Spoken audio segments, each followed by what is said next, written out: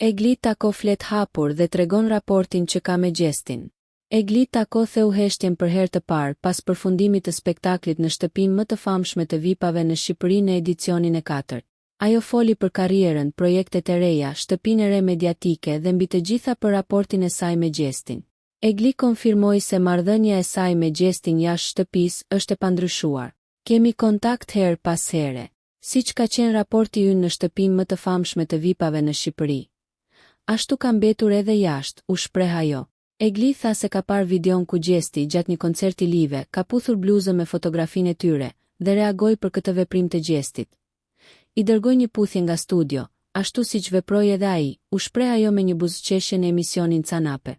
Megjithatë, Egli theksoi se nuk ka më çfarë të shtojë mbi marrëdhënien me Gjestin, duke respektuar dëshirën e tij të shprehur në pas përfundimit të reality show-t për ta mbajtur privatësinë e tyre larg vëmendjes publike.